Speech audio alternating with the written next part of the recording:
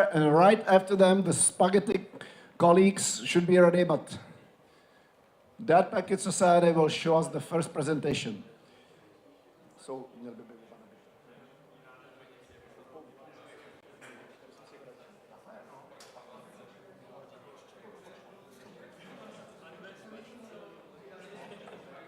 test.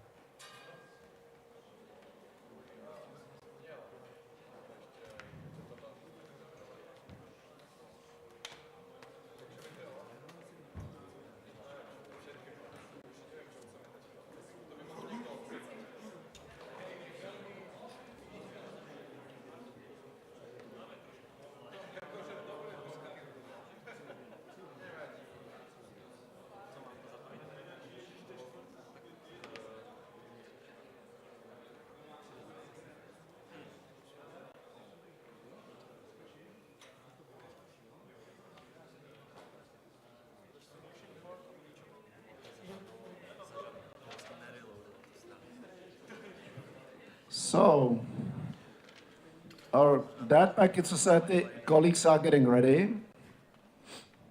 This connection between computers and the screen always takes like 30 or 40 seconds if we plug in something anew. So, please wait for it. This computer will count. I'll introduce the jury. The jury is in charge of this. 5 minutes for the presentation as announced. 4 minutes for the Q&A. It's kind of up to the jury. If they run out of questions, we'll just switch to the next team. If they decide it's going to be 6 minutes, we cannot, fail the jury. But the plan is 5, 4, next team. So just please be patient. Oh, it's coming up. Yeah. This is the 21st century technology, sharing screens. Is that it? No, not yet. In any case, I'll formally start the presentation block by thanking all of you. Thank you very much. Unlike last year, not a single team has decided to wrap it up earlier, so you all have stayed through this phase, so congratulations. We then have a nice screen that says congratulations, but for now it's from me, so kudos. What will be next, of course, is the highlight of the hackathon, which is the presentation. We've got a 3-member jury right here in the middle at the table. So you've met Ziggy Janzikan, who's the chairman of the jury, our chief tech engineer and chief tech manager at Newsmatics. In the middle next to him is Patrick Rack, our former, when we were EA News, our former chief tech manager. Patrick Rack, you can Google him up and look up his Wikipedia. That captures just some of the stuff he's been doing. And next to him, from my point of view, on the right, Marco, who is a PhD candidate here at the faculty, who does AI and other stuff. He also serves as an advisor to the company. So all three are somehow connected with the company.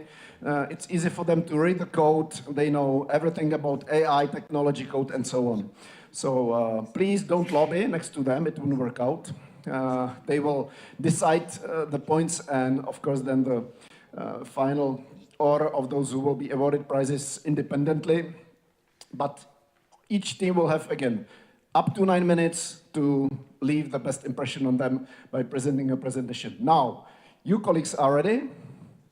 So you will be the guinea pigs, the ones that will test how it works out. Please, guys, actually, I'm not sticking to the, I'm sorry, to the camera guy. We should be standing right here, the guy with the microphone. The jury has got a microphone. So whoever is presenting, you can take turns, whatever. Please, guys, somebody operates always the computer, be it our computer or your computer, and ideally just one presenter here, yeah? And you still have full 5 minutes. So, you ready? Good luck. So, hey all, it's a pleasure to be here today. We are Dead Packet Society. My name is Tomáš Burian, and these are my colleagues, Vít Chramosta, Ondřej Marek, and František Čech. We would like to tell you a little bit about our application called Defend, which falls into category of predictive analysis and forecasting.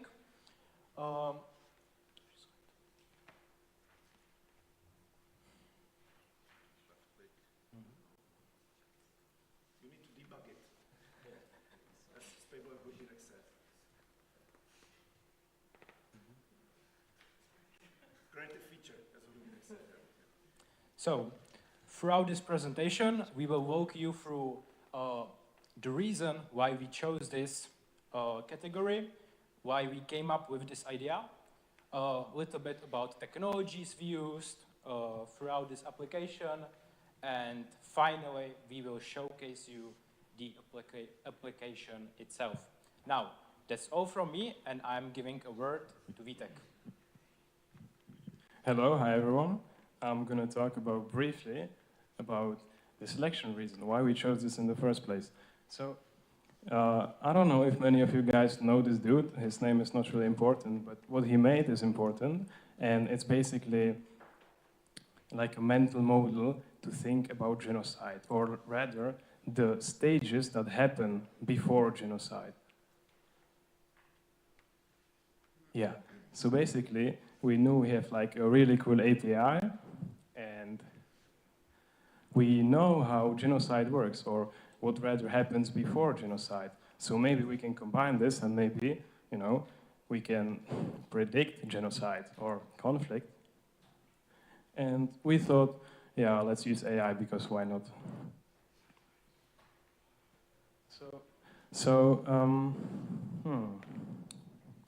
We have to somehow categorize what we are going to analyze, right? We use certain keywords to filter the data from the API, and then we also use some scoring metric. You know, if somebody refers to, to Jews as rats, then it's probably really, really bad.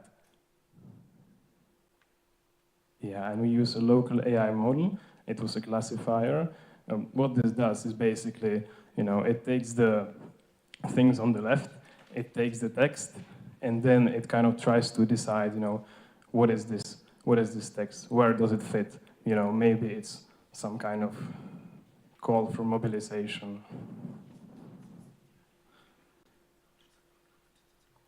Yes, and this is basically how the final application looks. I'm gonna show you. Basically here we can choose Israel-Palestine report. It's basically the analyzed data. This is a configuration, and here down we can actually see what happens before conflict and what happens after the conflict.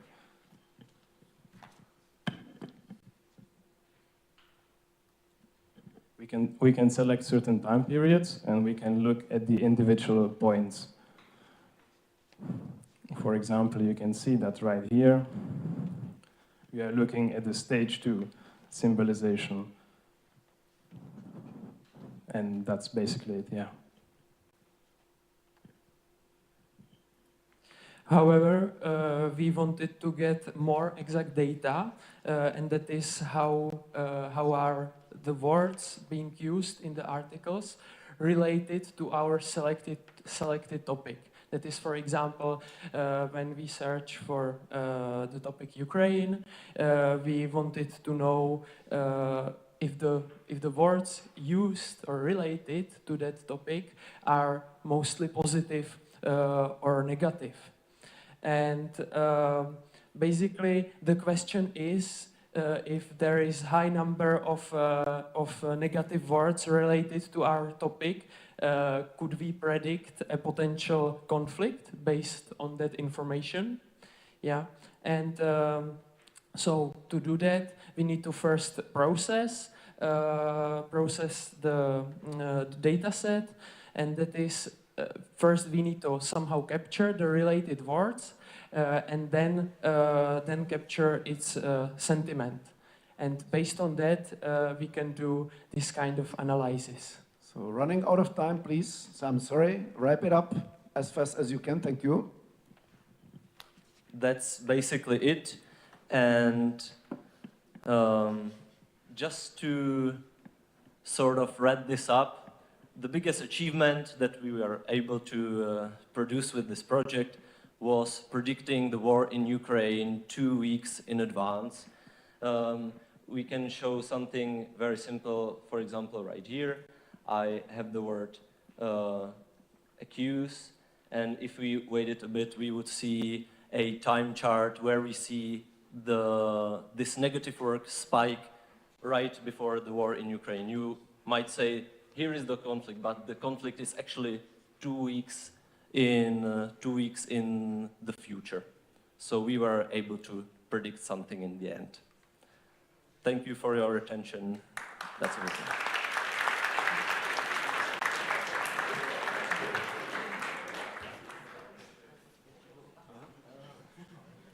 So the jury, questions, comments, anything. The Q&A time has started. You guys still hold on to the mic. Yeah, please.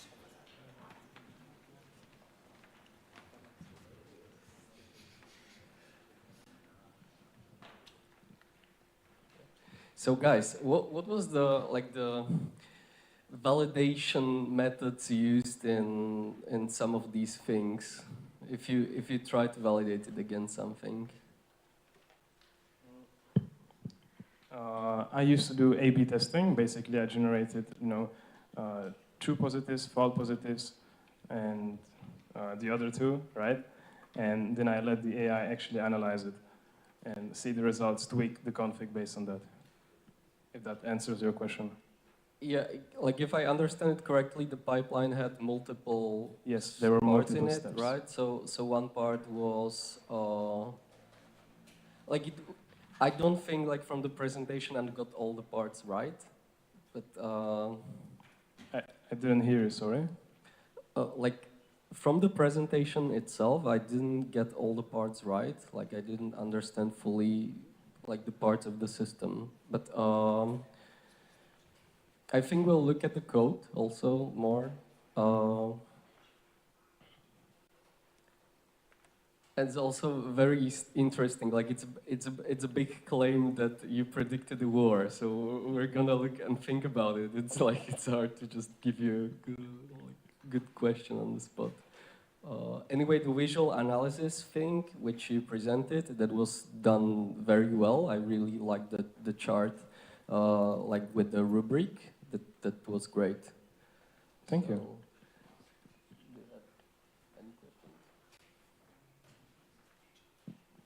Well, I just wanted to ask if you have selected a few of these topics, or if someone could use it with like anything, how much of it is real time and how much of these data you have kind of like prepared for the words which you use here. So the first part that basically classifies the different stages of a genocide relies on heavy pre-processing, right? We use the large language models. The second part that we showcased, that I showcased, is much more real time. Actually, you saw just there that I actually clicked on the wrong word that wasn't cached. It did use the Newsmatics API in real time. And any word that I could have clicked on would have taken approximately the same amount of time, and that goes for any topic as well. And how many articles from the Newsindex API do you use? Like, how much back into the history do you go? Do you know? That is actually specified by the user in the Okay. UI. It's on the left sidebar if it was visible right now. Okay, thank you. I think we are close to running out of time, so I don't think we have enough time for other questions. So thank you very much. Thank you.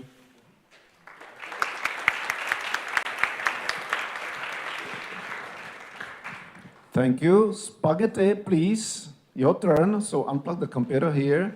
And object will be third. So please, object, get into a ready mode. So. Tak, vy se taky připojíte ke svýmu. Tak, tady kablik. Tak, vidíme, jak se připojí. Tak, jeden mikrofon vám stačí, jo? Vždycky se prostě ptáme, se stopnu tam mluvit.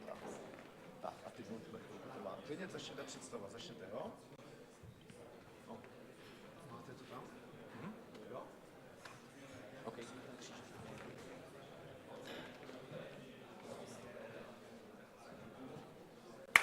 Okay, so hi everyone, we are the Spaghetti Coders and we would like to present you with our tool that we developed within this hackathon. My name is Štěpán Vondráček and I did it together with my colleagues Stanislav Zámečník and Lukáš Dadák. Our tool is called Demosthenes. As you might know, he was a famous orator and debater in the ancient Greece, and he was famous that he could overcome his hurdles when he didn't know how to pronounce properly.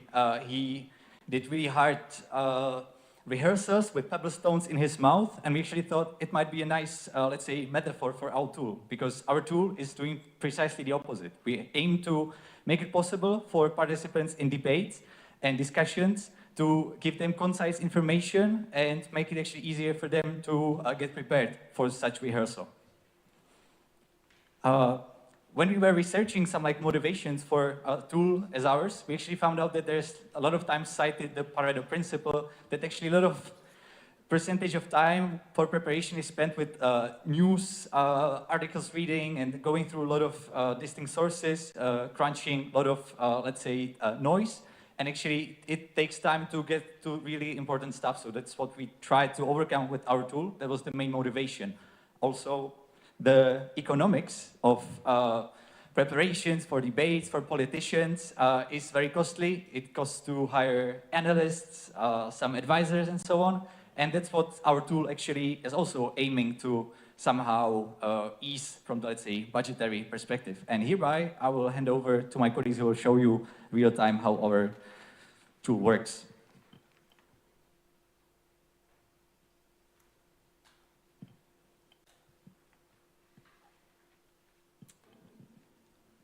Okay, so now we will go through the application quickly.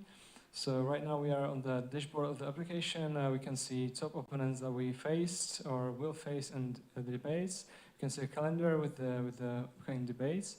And so right now we can select one of the opponents, see his profile, his description, debate style, known positions. And also we have advanced media tracking turned on, which is a knowledge base which is fed with articles from Newsmatics, and real time. Right now, it's generating the historical basis, but it's also updated real time. And then we can also see time frames. We can see how much the opponent was mentioned in the articles. However, the main use case of the application is to create so-called preparation for the debates. So we can start with that. We define the data about the debates, the opponents that are taking part, and so, for example, I can select Donald Trump and analyze timeframes, which lets us analyze where to find the topics from each time. We can also add other topics of the debate and stuff like that. But this generation would take pretty long time. So we will switch to already generated debates. And this is a debate about Russia with Donald Trump. We can go through the winning strategy with it, which is created based on all the topics which are generated by AI or by LLMs when the preparation is created. It consists of sneaky questions, arguments, and why the topic is bad for the opponent, and why do we need to talk about it. And all of this is sourced, so we can open the sources that are used in the topic, and actually look at the sources of the claims. So, and all of this can also be exported. So when we need to hand this to a candidate or a politician who wants to use this at a debate, yeah, we can export it to PDF or whatever file. Okay. Yep. Just briefly show. So, closing arguments, please. Okay, so the tech stack that we used, as you heard, a bunch of LLMs, React for front-end, Python for back-end mostly. And yeah, so I guess we'll be able to answer it later in your Q&A now, what we actually use for technology. Okay, the first question, can you please?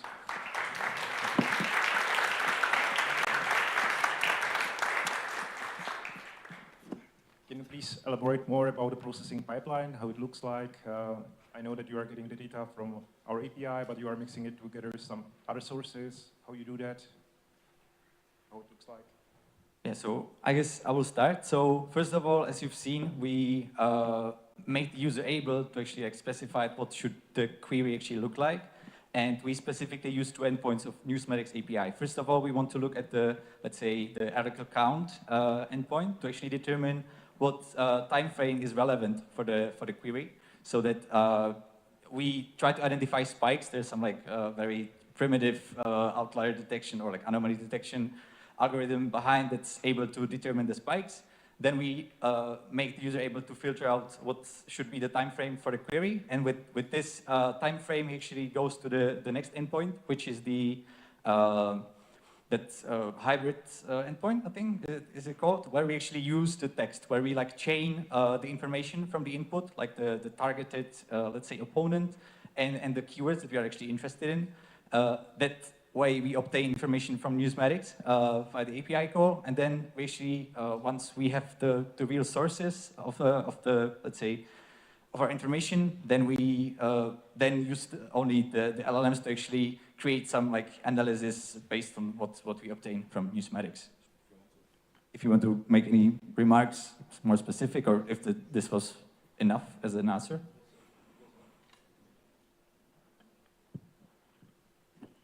Guys, so how was the knowledge graph constructed? Which method was used? We used a library called LightRag, and we basically used all the functions of it. It's basically constructed by an LLM. We know how it works, but we didn't implement it. It's a library. But the nodes, the entities, are extracted with an LLM from the chunks, and then we deduplicate, or the other library deduplicates the nodes against the graph, also the edges, and constructs a graph from the ingested documents. Mm-hmm. And on the specific data you had, did you use Ragus for some sort of validation? Some method that was in LightRag that would allow you to validate how well is the pipeline performing? You mean the whole pipeline, or the graph generation, or? Yeah, well, whatever test you did, I mean, No. like in the time frame, I know it's very hard to do. Our validation was basically just going through the results of the preparations and checking if it makes sense. Okay, thanks. Okay, that's all the question. Thank you, guys.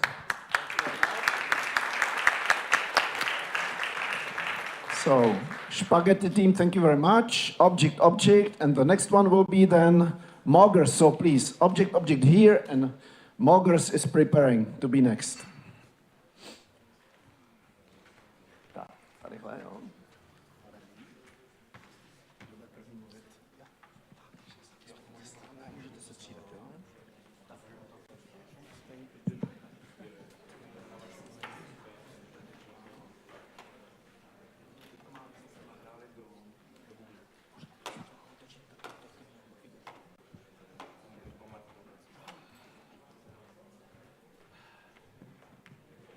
Hello. How are you?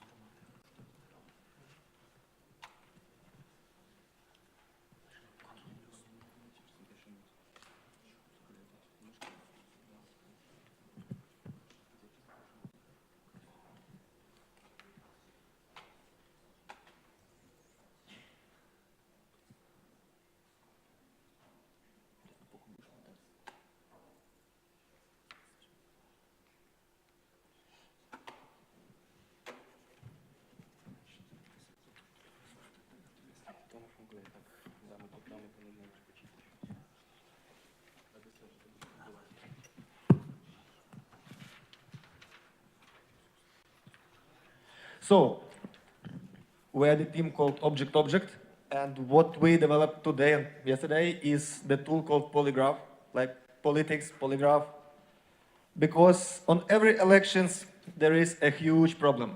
Every politic promises something, then forgets it, and you want to know, every voter want to know, can I trust this guy or that girl or that whatever this is? So we developed a tool that helps to do it basically automatically using AI, using huge data set of Newsmatics news. Here, how does it look like? So you can you can check which kind of media you wanna ground your investigation on, and of course a field to, type the name of the person. This is how it looks like. Basically, quick overview, and this part here is kind of the score made on all the news we could find with some kind of weight and pretty interesting math. But yeah, you can see quick overview, and then you can see why we decided to make this exact mark. It's basically from A to F, 5 types. You can see all the promises we found, the politics made, and the proofs, basically. We, of course, only use trustworthy sources, no bad stuff. And you can check it manually if you want, of course. So who is it for? Basically for everyone who can vote, every person older than 18, for journalists, for basically everyone. The pipeline is kind of complicated, but the general idea is it uses parallel processing, so we can take a lot of data in like just fractions of dollar and make a pretty normal decision, a pretty trustworthy decision. You can read the presentation, I guess, if you want, but I don't want to stop on that.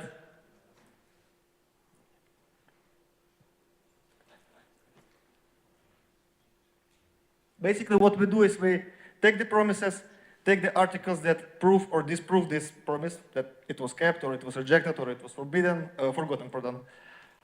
And then we make our decision, we calculate the score, and we say, can you trust this person, or you cannot? Of course, we use bias balancing. You can select it on the first stage, as you could see. We, of course, use only trustworthy, as I said, sources. We use a lot of stuff here, like mostly technical. Let's not stop on that. And the core feature is basically that it is automated. So technically, you can update the data every day, every minute, every second on every guy on the planet if you have enough power and money, of course. So basically, you don't need to do it manually, but what is important, you can check it manually because we make all the proofs, all the links to the sources, so on. This is another example how it could look like. So as you can see, the score, some data, and what we have here is a little demo.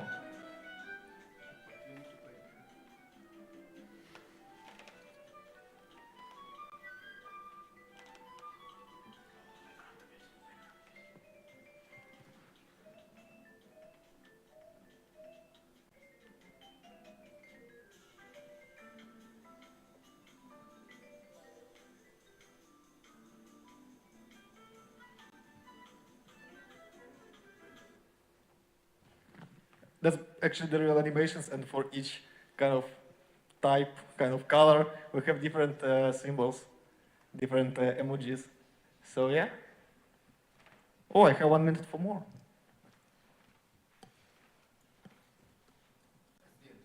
Yep.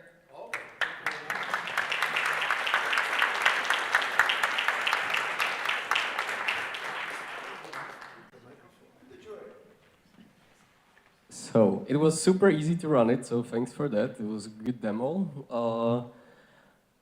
I want to know, like, from the user perspective, when I'm starting and I'm selecting which bias I'm gonna use.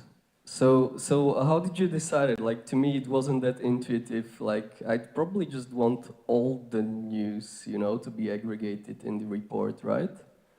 Well, you might, yes. But imagine you are a kind of village guy in the middle of America, in Texas. Do you really want to read left press? I wouldn't. So it was like, so I'm just like having trouble understanding why is the input can be biased, but the report is like the factual claims, right? Like it just sounds interesting if you wouldn't rather want to show even the biased person the unbiased stuff. Okay, let's say another example. You are a journalist and you want to see how the politics, that compliance score or whatever, how it depends on the biased media, right? Or maybe you just really want to only see news from your political party. Yeah, so basically, yeah, I can see that. Like, if you had more time, you could compare that, I guess, throughout the specific biases. Yeah, and like from the you did some sort of factual claim verification. I wanted to know if you used any sort of available method that's any sort of scientifically valid or like published method for the claims. We check the news. Huh? We check the news and process them using AI. Yeah. And then use a prompt to like decide whether the claim is right. Yes, of course. And the prompt. So that was a prompt you created, you written down. Yeah. Okay.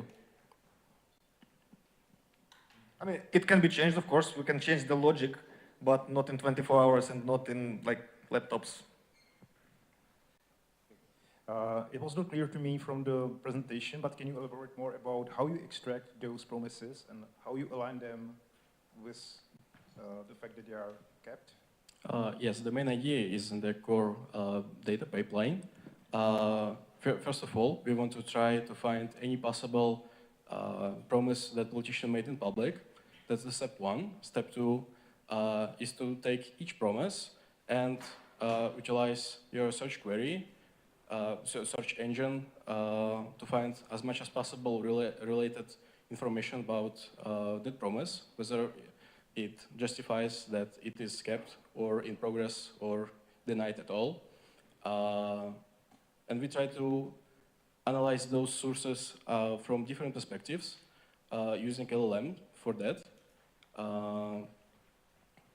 combining information into a big table of those facts and try to reduce them as much as possible into distinct clusters of opinion or those facts about that promises. And so based on that, we perform the final evaluation report. One fast question. How long does it usually take to generate such a report for one topic? We use smaller LLMs. It depends, of course, on numbers of pages you retrieve by one query. We were defaulting by 20. And we can run it in parallel, so it might take, with a proper engineering, up to 5 minutes. But the main advantage is that was in a fraction of dollars. So you can, for each report, you can, that's cost less than $1.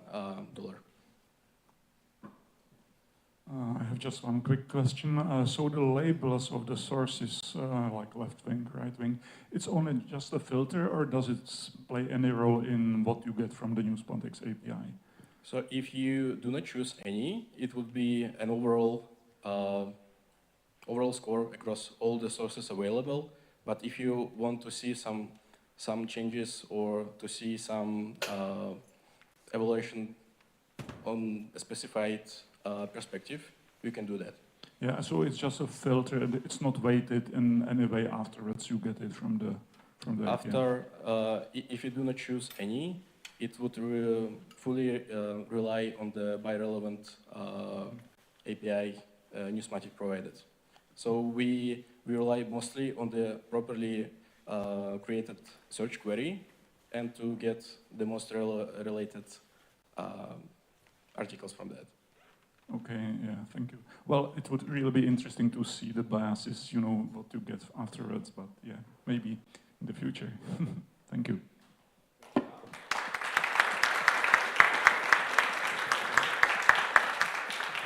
Thank you very much. I'll switch this off. And the next team knows who that is, right? Not here. Oh. Share it.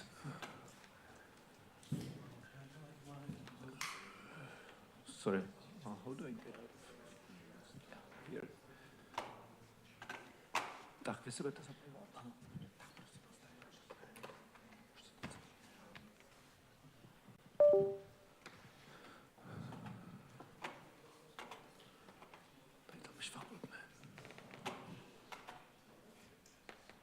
So Moggers and RHS, RHS will be next. It takes a moment to switch to your presentation, but you can already start speaking, and RHS will be next. So guys from RHS, please start getting ready. Máte tam ještě nějaký sdílení? My vám ještě nepočítáváme čas. Ještě se nepočítá? Ne, ještě ne, nebojte. A začnete, to my počítáme s technickým problémem.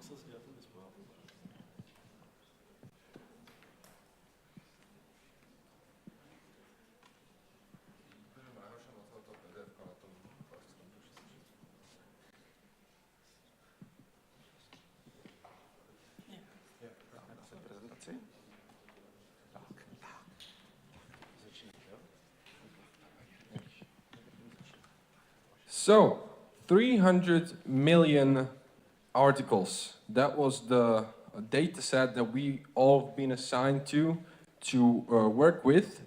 And it reminds me of saying that we used to say previously that it's like problem to get to information. This was a problem, especially in the previous regime. But nowadays the problem changed. The problem isn't that we don't have information. The problem is that we have too much information and we don't know how to filter it. This is a map. We've decided to take the 300 million articles that I was talking about into and place them into a map, just so you can see geographically where which article takes place. Here, for example, on the map, this is just a demo. You can see how it may look like. Now, a map wouldn't cut it. That wouldn't be enough, right? We can all agree on that. So we decided to add a couple of more features just so you can filter actually what you see, because maybe you're interested in a fire, maybe you're interested in protests that are taking place in your country, maybe you're interested in floods. Due to that, we've added the filters. Now, why this matters? This is actually a topic for my colleague who will tell you more about it. Okay. So why this matters and how did we build this? So we extracted the text from the API through a script. We put it into our database, chunked it, vectorized it. Then we extracted the names of the locations, and we matched those with a GeoNames database, which has the location names and their coordinates. And then we took all of that and sent it to an AI for validation. So we basically had the article text, locations, coordinates, and the title, and that got sent for validation and output us a confidence score and specific label for the locations that got extracted. So like main area of interest, mention location, and some more. Now, this was just a way to showcase what we can do with the data, but since our topic was slightly different and that was forecasting, we decided to step things up a bit and get into probability. You've probably heard of a war that's happening right next to our borders, because I'm Slovak, but right next to, right in Europe, which is the Ukrainian war. With Ukrainian war, we decided to take one specific information and make predictions for them. Since it's very hard to forecast, for example, missile strikes on cities because we don't know how the Russian generals will decide, we decided to predict what is the chance of a certain city in Ukraine being attacked by ground forces.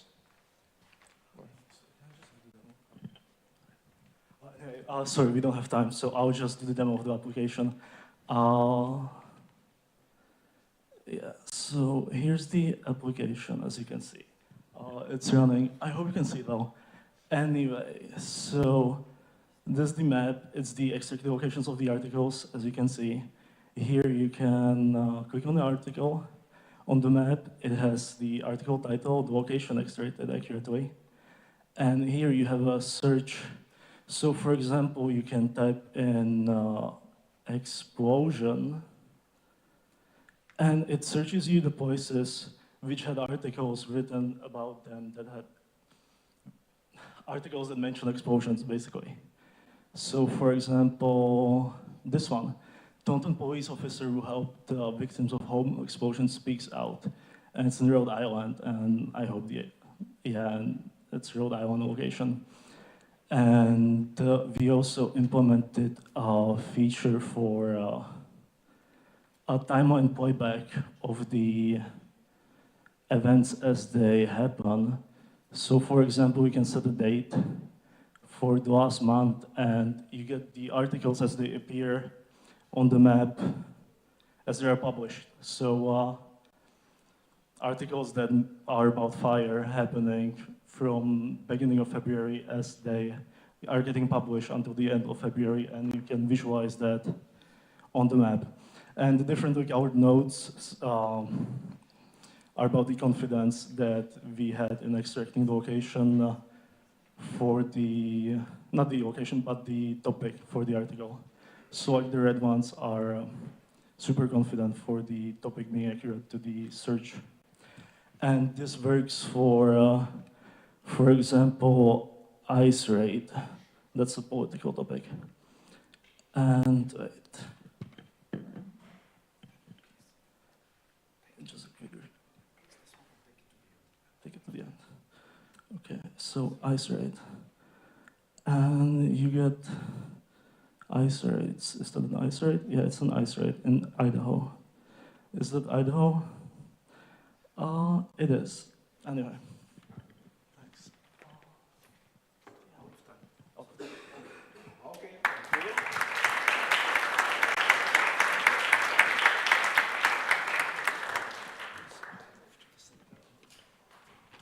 Mało czasu.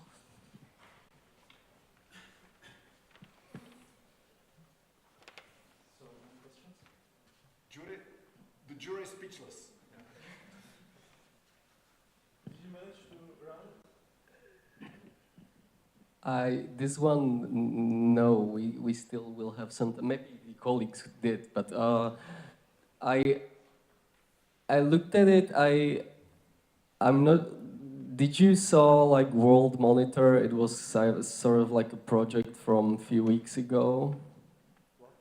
A project called World Monitor. Yeah, I know that. You stumbled on that, right? Yeah, Right. I've known it for a long time, yeah. So I feel like it makes sense to make the same sort of interface, and I like this implementation.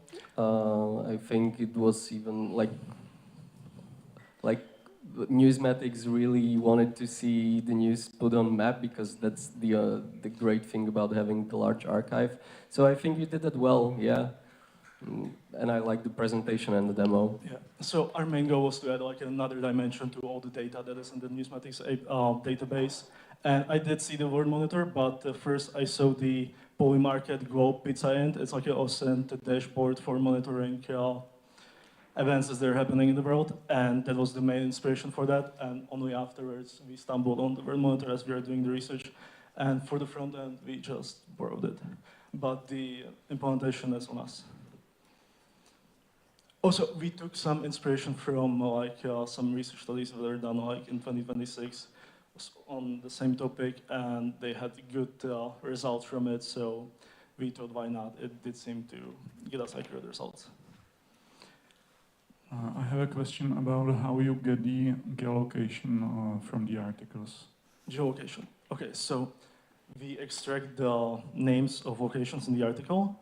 And then there's a GeoNames database that we downloaded and put into SQLite, and then we match those locations to the GeoNames, and it has those coordinates. And then we take the coordinates and map them on the globe map. And is there some like confidence ranking?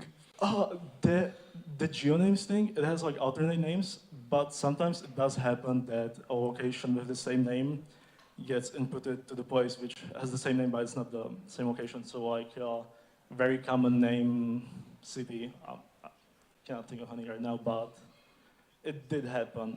But we did the AI for the validation, so it shouldn't get a high enough score, like the confidence of the location it wouldn't appear as the red dot on the map. It would be like a blue one, so it would Okay, so if it's not, you know, you are not confident that it's the right place, it will be the blue one, so it's kind of like, okay, get it, thank you. Also, we can just change the parameters for showing only the red ones. That's just minimum score for URL relevancy. And can you please provide us some more details about how the prediction model works? Prediction models? Yeah, so... Okay, so the prediction model wasn't shown, but just for your information, we were using three most important parameters. The distance from the front line, that is the first one, that is the most important one. Second one was an index which we were calculating from the Newsmatics API, from the articles that we received. And the third one was a strategic index, which we basically did on our own using AI.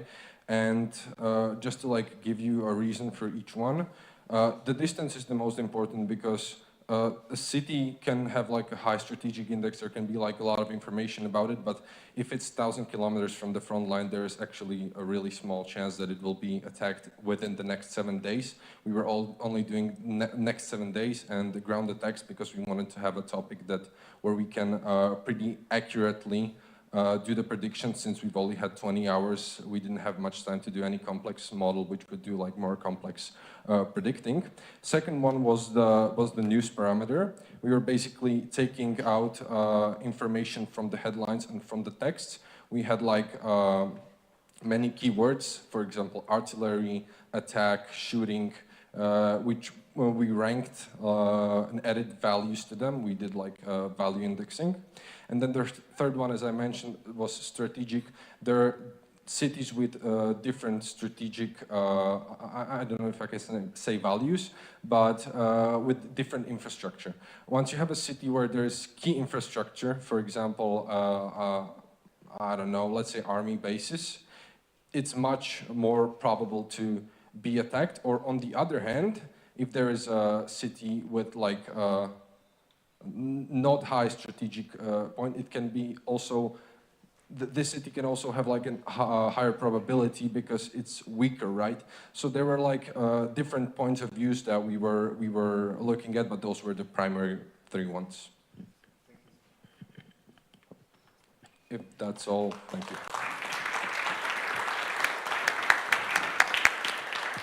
Thank you very much, guys. And the next team is RHS, and Lave Koleno is getting ready to be next. So now, RHS, maybe you should tell us how we should pronounce it. That should be the first. How should we pronounce you? Erhaes. So, using my computer, your okay. So please plug it in. Who's the first speaker? You? Okay, please start.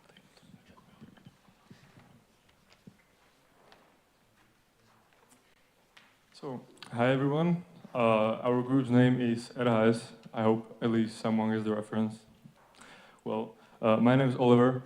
My colleagues' names are Ali and Matej, and we have prepared a project or a tool. The topic of our choice is data visualization. And the essence of our tool is to make media bias visible. The focus is on the public figure perception, which we have asked ourselves these questions. Are certain narratives amplified by specific groups, and does political bias influence coverage? Well, our goal is to showcase bias influence across news platforms, and we achieved it by identifying sentiment patterns, detecting biases, and visualizing the narrative evolution. And I will leave the word to my colleague that will show you how our platform works. Hello. So here's the search where a person enters the public figure that he wants to find the bias about. We will look at Zohran Mamdani. Here we have all the API calls running, and we get to the dashboard where we see the public person, we see their profession or what they're known, we see their dominant media bias, we see the bias radar here, which looks at all the articles that are associated with the person and from whom are the articles made. And it also looks at if the articles are negative or positive. And we also count the popularity score, which is counted by the negative and positive coverage. And then we look at if it's a big publication or if it's a small publication and how old is it. Next, we have something we call pulse. It shows articles in time that are negative, positive, or neutral. And we can see spikes here that can be associated to some events. Then we have a sentiment by political bias, which shows how sentimental is each biased side to the public figure. Here we can see the left is 75% positive to Zohran Mamdani, but right is only 10% positive. And we also have a political sentiment map where on the left, we have the left, on the right we have the right, and we can see all the publications and how do they match up. And then we also categorize all the articles based on what do they talk about considering the public figure. We see the top drivers, which are basically the most important articles in this dashboard. We see the top sources, where we also look at the location. And here we can see the publishers located in the United States, but ownership traces to Canada. And we also see the bias distribution. One of the last ones is media mentions. This is basically a table of all the articles. We can see the date, the title, the category, how sentimental are they to him, the weight we counted, the publisher, and the bias. And lastly, we have event logs. Those are the ones we get from the spikes. We basically just look at the spikes, and then we look at the articles we found in the spikes, and so we can understand what's actually happening. Now I will talk about a little bit about the technical side. Our main dashboard UI is made in TypeScript that uses Next.js API and fast API services to process the query. The query is firstly sent to infra analysis in LLM that gives us a little bit more information about the person in the query. It also tries to connect some like topics that are not directly, where the person is not really directly involved, but it still influences his popularity. All that is then sent to Newsmatics API and parsed into Parquet files that are then enhanced by infra classification that classifies the different articles based on the biases, the credibility, and the severity or the category of the articles.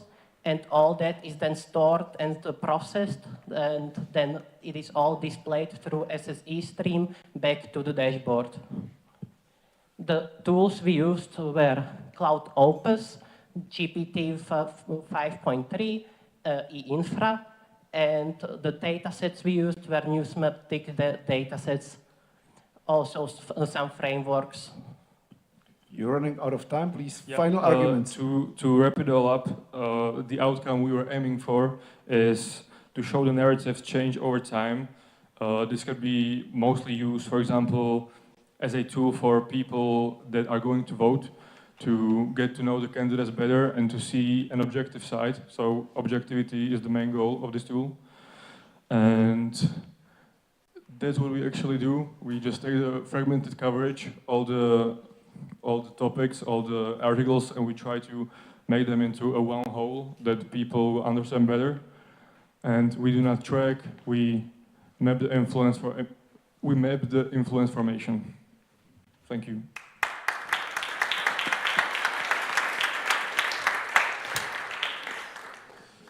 Do you have any questions for us? I don't actually have a question, but I would like to say that I really appreciate how polished the UI was. It was really nice. Excuse me, could you repeat it? I didn't hear you. I mean the presentation of the UI, I really liked the demo. Thank you. It's very clear and polished. That's decided to him. He did all the heavy lifting, so that's his job. Yeah, I mean, especially I would point out how good it is that you map the events to the timeline. That's like, I think that's the most important feature there is there actually. So great work. I agree, thank you. I have one question. So you do like one query to the Newsmatics API? I mean, I'm asking about the events or the peaks, you know, or if you first find the peaks and then do another query for like each period where there was some peak. So basically the events take a long time to process because we have to process each one with LLMs. So we just load them as they come. And then when we detect like a spike is actually going to be there, we look at all of them, and if they match, we put them there. Okay, so you essentially put you get as many articles as you can, and then you group them into events, and you do not do separate queries for like that period of time. Okay. Exactly. Thank you.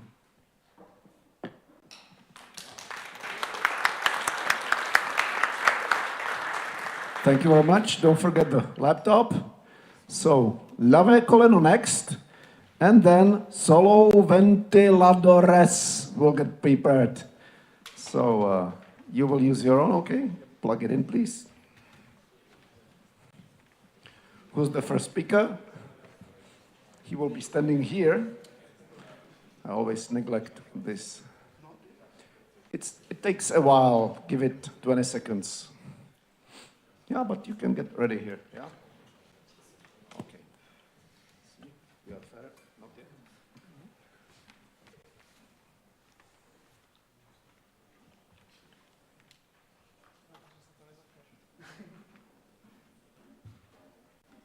Next year somebody should work on this being faster.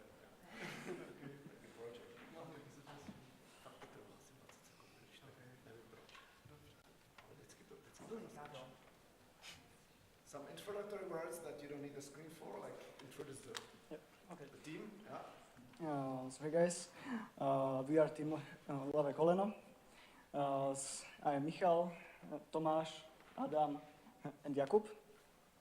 And our project was basically a more structured news feed based on processing the raw text that we got from the API.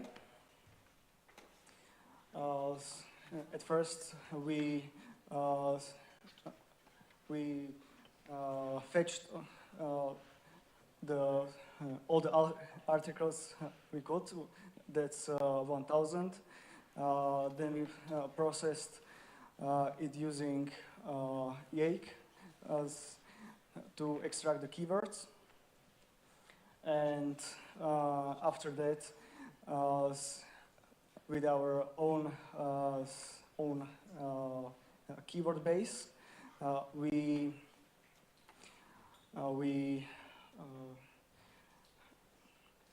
matched this to the themes of the articles. Basically, the main point what we wanted to achieve was more structured searching for articles, not only based on political bias, but also themes like tech, politics, economics, because what we found that there are a lot of articles that aren't just politically based. So I guess I'm gonna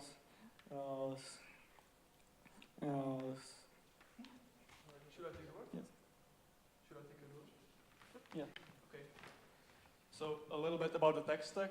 For backend, we used Python and Flask because it's the simplest there is for projects like this. Then we used Yake for natural language processing. We didn't use LLMs to process the articles. We actually processed the data ourselves. And then, of course, Newsmatics API to get all the data from the server. Yep. And on the front end, we used Svelte and SvelteKit. Daisy UI, which is a very nice bootstrap with lots of elements pre-made, so we didn't have to waste our time on it. And Bun.js because node build crashed the build like 2 times, so we just decided to go with it. Yes? And now I'll give you a short demo.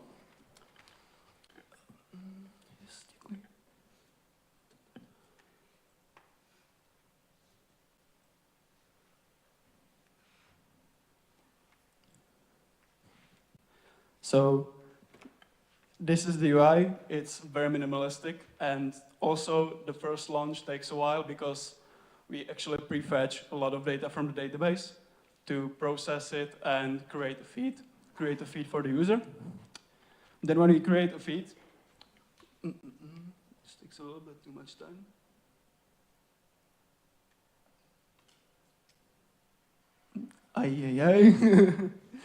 Well, that's unfortunate. We should have been better prepared, but I'll just at least explain what should be going on. So this is the main feed where all the articles are sorted from the most from the newest, and also by topics. Based on the keywords that we match in the articles, we assign them a tag, and then we show them to the user. Yes, here it is.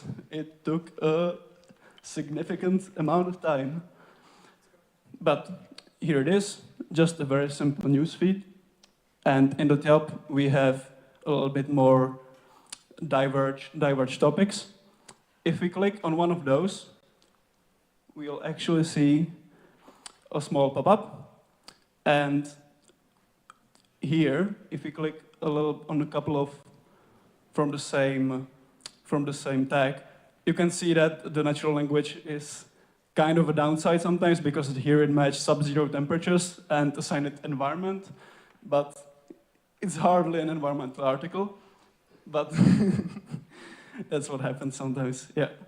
And here we have some statistics, and we can actually see the user profile, which we built over time so that we can recommend more articles to the user based on what they read, and not only to encourage their biases, but also to challenge them.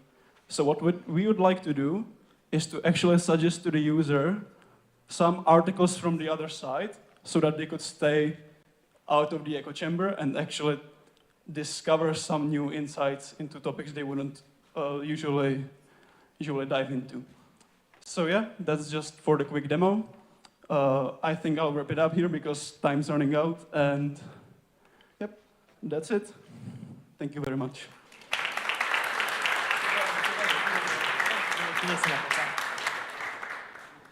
I have one question, and that's I'm not sure I really got it. So it is a feed for some topic. In this case, we saw environment. But what's the query sent to the Newsmatics API? Just environment, and it matches Sub-Zero, or is it somehow kind of like more complex query created by the AI or something? We didn't use AI. We fetched most of the articles we could take, and after that, every one of them went through Yake to create the keywords, and the keywords were then mapped to our predefined topics, and we also created our own data set with the most common keywords for each of the team, and also our success rates was around 80%. So it's actually like your database which tries to categorize the articles after you fetch them all, and then somehow the query to the Newsmatics API is just everything, or is it somehow kind of like guided by this topic as well? Well, as of this moment, yes. The goal of the project was to eventually build out a set of our keywords and tags, which would work as a sort of advanced query, but because of time constraints and our small technical problems, we achieved this, which is basically, as Misha said, where we create our tags and keywords. Okay, so we are essentially labeling it with some kind of like topics on your own from what you get. Nice, thank you. Guys, so could you explain more about how would you design the recommendation system and what you achieved there? Yeah, so what we did was we basically created a set of tags. So we started with politics, business, and tech, and we basically added a variable to each of the articles that the user reads. And so let's say I click on the 2 politics articles, 1 business article, a value will be added to my personal config, which consists of each tag has its own weight, and then based on how often I click on a tag, then that big of a weight will be added into my personal query. And the personal query? I mean a personal feed. Like, basically, we will get a base amount of text or articles, and then we will filter them out based on the weights of each of the tags that we have or the user has. Okay, so it manipulates the frequency through like post filter. Yeah, basically. If I got it right. Yeah, sure. Okay, thanks.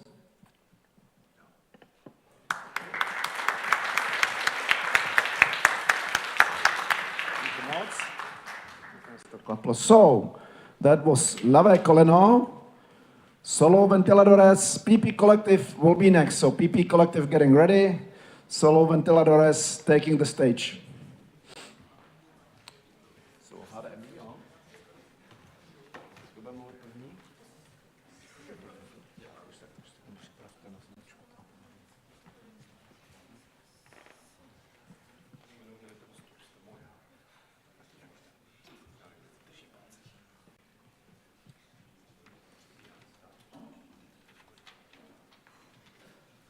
Okay, so hello everyone.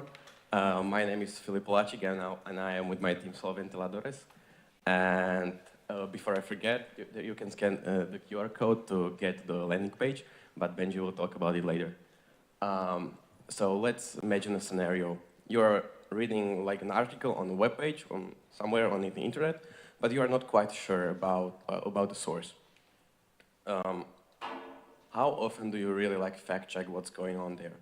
I personally never do that, and it's because of that it's like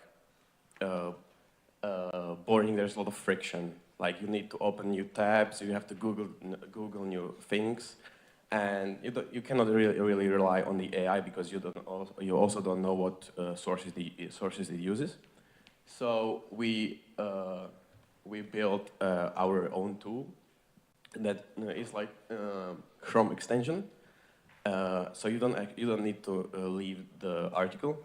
You only hit scan once, and you wait like 10 seconds.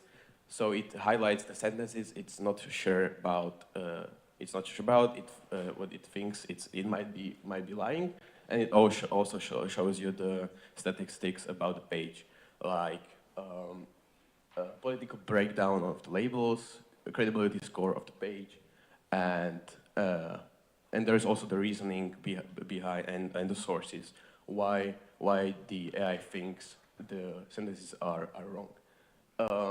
Here are also some examples, and you just hover over the highlighted text, and it shows you what's going on. This is, yeah. And Benji will tell you more about how the pipeline works. So let's talk about the pipeline now. Basically, plugin is just another web page. So we use JavaScript for that, and we use readability.js to extract the actual article to leave out all the links and all the stuff on the web page. We then send it to our backend that processes the whole text. It communicates with infra server. It provides OpenAI-like API. It extracts the keywords of the article. Then it does a lookup on the Newsmatic API based on the keywords that returns articles that talk about the same topic or similar topic than the article you are looking up. And then when you get these articles, it compares your article versus the similar articles that were already processed, does analysis of the credibility and also like the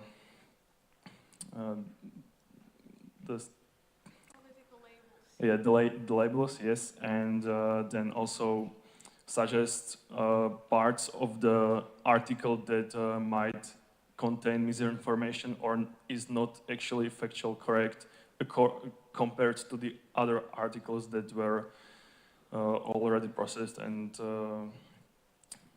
decided as trustworthy. The tools we used the AI models for the inference of the keywords and generation of the keywords and fact-checking. We used quinticoder 30 billion parameter because it's small model, so it's rather fast. And we used small temperature to get as same results as possible for each scan on the same article. And then we used the Newsmatic data index and a lot of other fast, stacks such as fast API, readability, and manifest battery for the plugin. Here is a quick demo of how it might look on the website. Just click scan, it scans the web page, and then you get the results. You can click on the highlighted text where you have the reason why the AI thinks it might be wrong, or it might contain misinformation, and also that's not shown here, but in the pop-up window, you can scroll down and you have all the sources it got from the Newsmatic API, and you can click through the links to actually read through through the articles if you are interested in more in-depth analysis. If you want to try, you can scan the QR code and you can install the plugin and connect to it and just play with it. Thank you.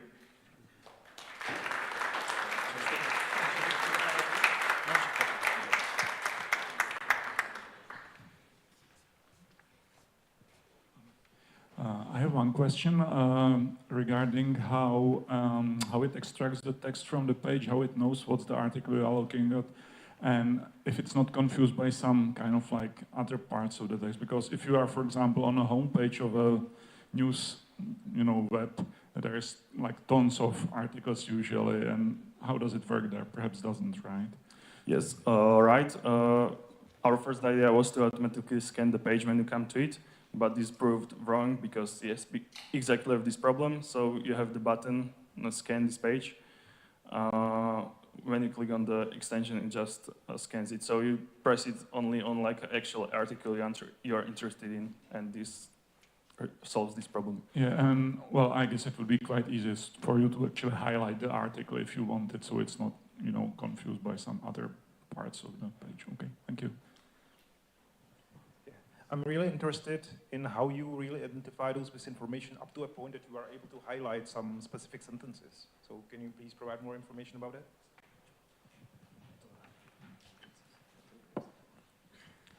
So basically, when we get the response of the infra's LLMs, we extract the regexes that basically match to the actual article, and by that we can highlight the special the sentences from the article.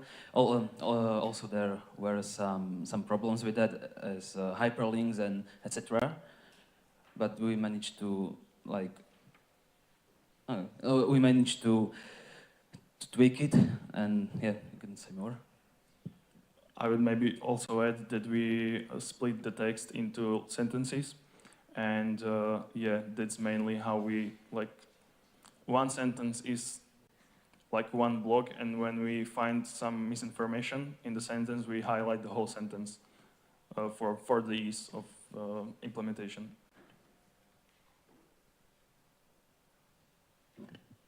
By any chance, did you test out the prompt somewhere, like any sort of script that shows me if it runs well?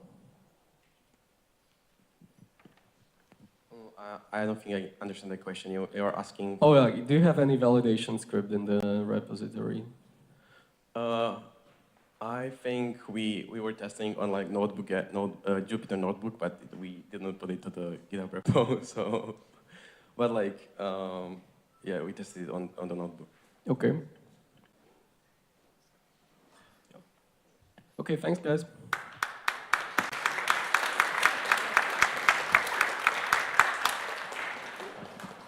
So that was Solo Ventiladores, PP Collective next, Radek 12 will be next. So, guys, you've got a laptop.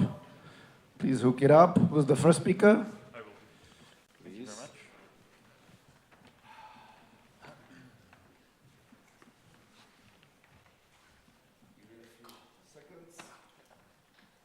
Okay, so hi everyone. So we are the team PP Collective, and our project is called Bubble Burst. So the topic is content discovery, and the idea is you are reading through an article and you are like, maybe I'm interested in what the other side of the political spectrum is writing about this topic. So we basically build a browser extension that scrapes or gets the data from the Newsmatics API, and then writes like a graph where you can actually search through the articles. And next up will be Jakub for more information. So, hi there. I'm going to just quickly run through the tech stack. So for the front end, we used React with TypeScript, and Chart.js for the graphs and stuff, and the Chrome extension stuff for the actual extension. And in the back end, we use News Index API for the majority of the data or everything. fast API for the API routes and everything, and OLAMA Quen 2.5 for the LLM that we use for keyword extraction and as well Spacey for the keyword extraction. Like the whole architecture works that we have both Chrome extension and an actual web page or web app that are doing basically the same thing but not, and are communicating with the backend API, which is a fast API server which communicates with the Newsmatics API for the data and filters it and gets the right data, I'm gonna say. And like the technology or tools we have used is a holy trio of GitHub Copilot, ChatGPT, and Gemini, and the news index dataset, some of our generated CSVs, and Spacey and TenStack query, as I already said.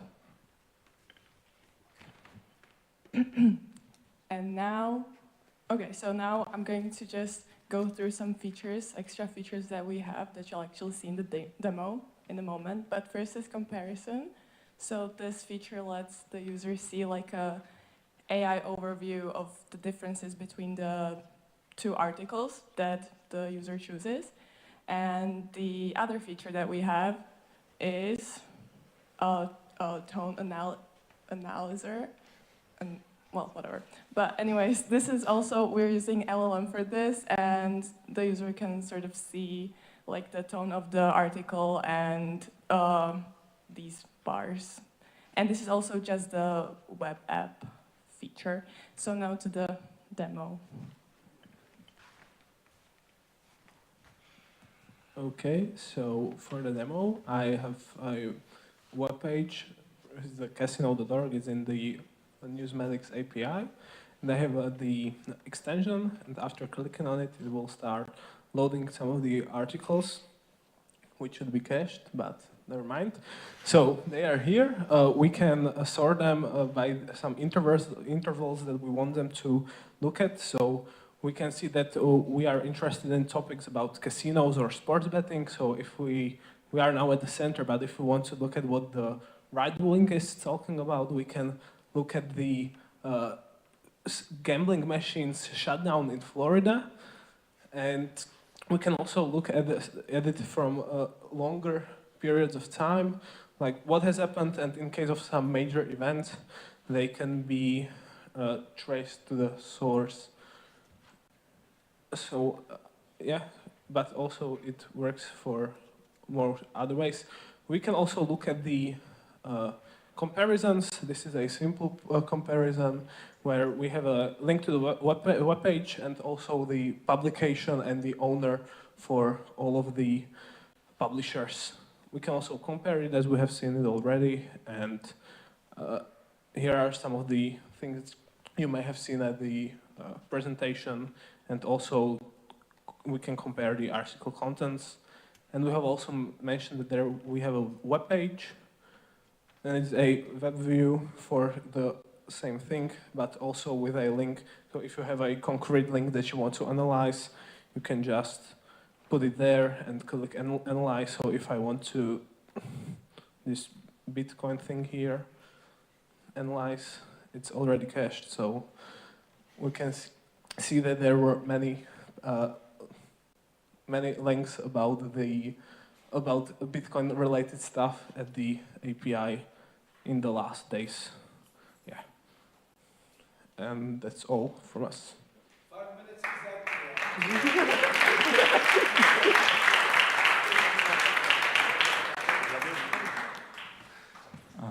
Thank you for the presentation. I have one question. Did you find some article which would showcase slightly more different, spread among those, sites? I don't think we did. We only we had all of them at one time, so they were all pushed up, and one article was just outlier on the other side, but nothing really just everything to the right and nothing to the left, nothing like that. Well, maybe that's a revelation on its own. Thank you. Okay. During the presentation, you mentioned that you also analyze the tone of the article, and you also mentioned that you are able to analyze the objectivity. How do you do that? Yeah, so there is a prompt for LLM, and we just hope it guesses right, I'm gonna say. But it's pretty, I think, good prompt. I don't think the LLM we used, it's like just light local LLM, so if we used like heavier ChatGPT or something, it should be better than what we used right now. But I think it analyzes it pretty well, and what I have read or tested myself, it looked pretty alright. So, yeah. I think it's great, to be honest. So anyway, regarding this chart specifically, what does the width encode? Like if I just look at the center, so what does it mean that the dot that's highlighted now is to the right? It's just a jitter to like differentiate the article so that they aren't on the same spot, so you can actually click on the other ones. Okay, and that's random. Like the position is kind of random there. It's actually a timeline you can see to the left. There's a very little date. Yeah, but I mean on the x-axis, not y-axis. Oh yeah, it's just okay. jitter to differentiate. Yeah, sorry. Yeah, I'm just thinking. You know, it makes it can look. It can introduce noise to the reader. It could, but also it separates the values. It would just be like a straight line of dots, and you couldn't really press it right. Okay, and if you had to do like a deterministic version of that, how would you solve that? You've got 10 seconds to... so I would believe that we would need like, because we just had these data, we worked with the data we get from the API. So if they were like percentual or something that like 30% right, then we could do it deterministically, but with just these six columns, we couldn't really. Thanks. Great work, guys.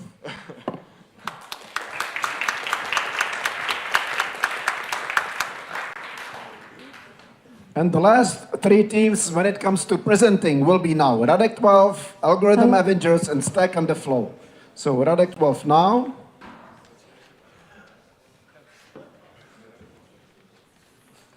You need to.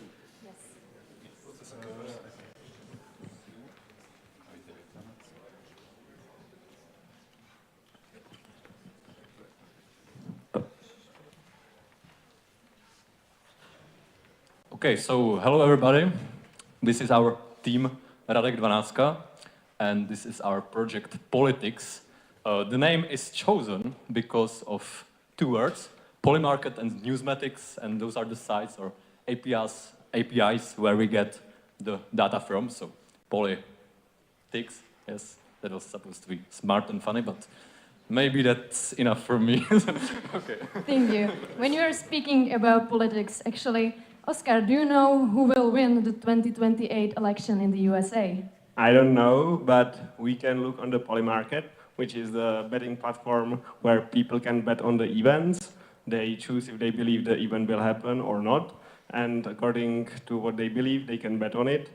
And thanks to that the people bet on it, they show their own money and where they really think that is the way how the end will resolve, and we can believe that these meanings from the people may be sometimes more accurate than the news, or even faster, because here is the economical want of the people to earn money. So on this side we find the things, we find anything from the Polymarket where we can find the event. The odds then are shown according to how the people bet on the events. And for example, what was interesting today, that Stepan in the morning looked on the Polymarket and saw about the US attack on Iran even faster than from the news. So that is some interesting. That's interesting. So actually, if Stepan knew that, he could bet and win a lot of money, right? So I could do that too, but do I need to understand something? Yes, of course you can do it, but you don't even need to understand that much because, and it's interesting, we have developed a technique which detects anomalies from the data. It is based on, I don't know, a dynamic thresholding, on volatility score, and on spike detection. So as you could see here, there are like 3 important parts, but only one is marked as the spike or anomaly. So yes. Well, great. So we found a spike, and why did such spike happen? Why? Well, I guess we don't know yet, but if you click on it, it will somehow search for the related or relevant articles, and then that articles are sent to LLM, and we use actually Grok API for this, and then we get some quick summary, as you can see here, and with this summary we get also the LLM's opinion on how much the articles explain the anomalies. And that's not all, because we want to, we wanted to explain or compute the coefficient of explainability, and it is the weighted average of the LLM's average, no average, opinion, but it is like heuristic, and that's why we also introduced this mathematical formula to formalize it a bit. And yes, I think that's... Well, that's a lot of complicated math. Thank you, Tom. But can I really trust it, you know? So yeah, it's still a language model. So as any language model, you can like first be skeptical, then try it again, and you learn it. Or you can like test it on some articles. And the great thing we are doing is we provide the articles it was deciding, and you can click on them and search them and find out why did it decide this way. So it's more like a tool where the people using it get a hint on what was happening, and they can continue the search their way, because that's the way they learn and understand the things, not just the simple summary.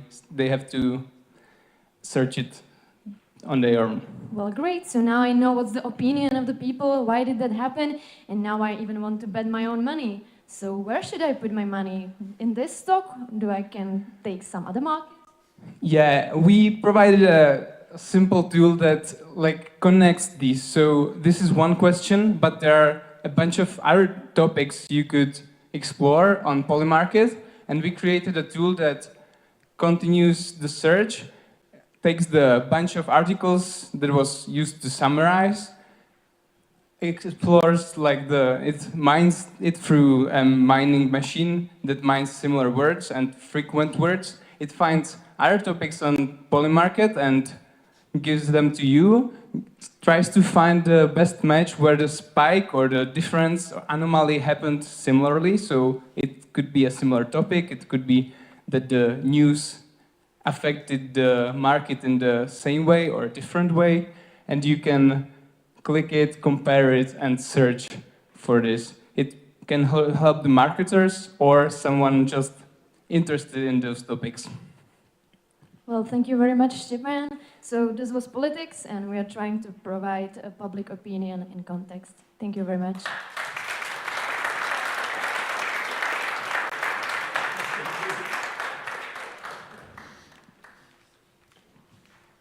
You look really intelligent. I hope you don't end up on the street. Like, please be careful with the Polymarket stuff. I'm gonna ask 2 questions. If you don't know how to answer them precisely, don't worry.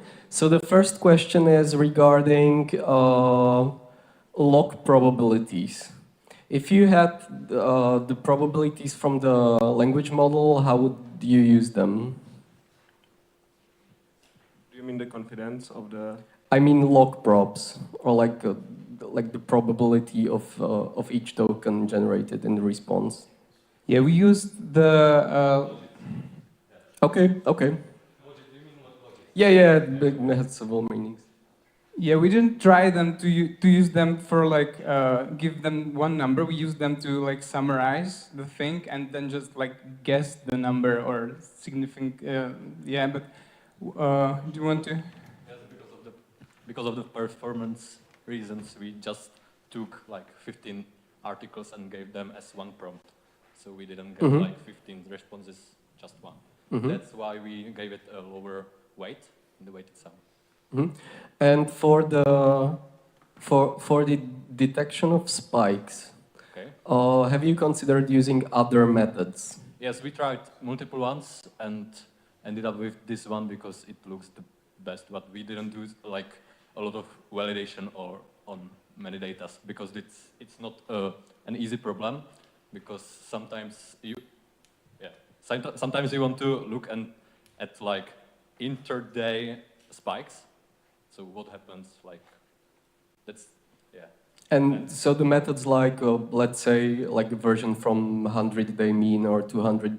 Yes, we tried as well, but this one was, David mentioned, that one that fit best. We also tried the time series decomposition, like to seasonal trend and so on, but yeah, it didn't work that.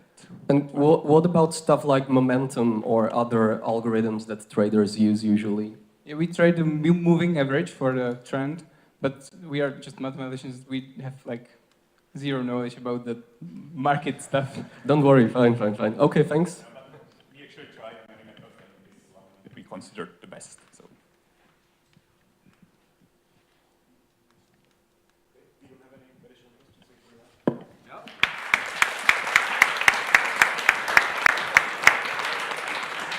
Thank you. Algorithm Avengers and finalist tech on the floor. So, dear Avengers, and your laptop, who's the first speaker?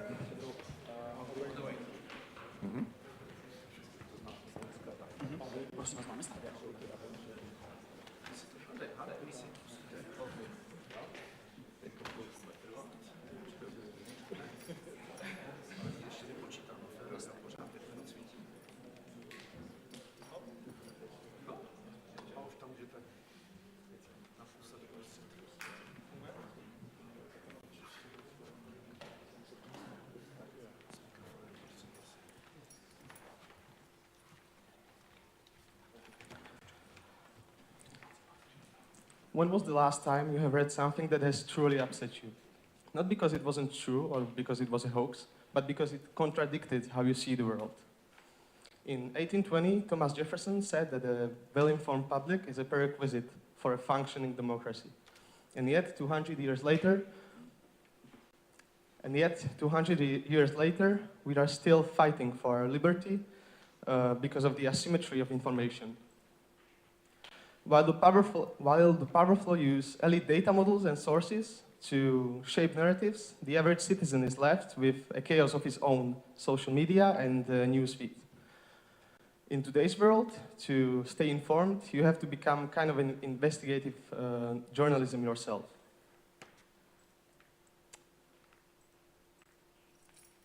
To help empower these new kind of investigators, we have to help bridge the gap between the hidden truth and the inherent biases that we all have.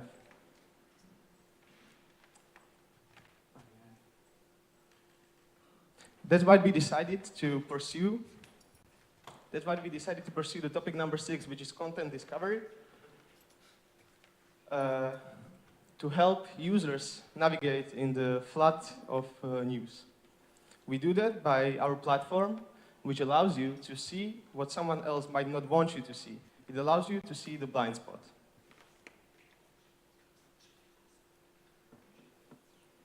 The main properties of the platform are that it's simple to use and provides you insights in just one click, as you will see in a second. It has also guaranteed unbiasedness and also leaves intellectual autonomy all onto you, so you can decide for yourself. Okay, so we made a lot of promises. So let's see how our platform looks like. So here we see pretty. So here we have our platform, which after... okay, so...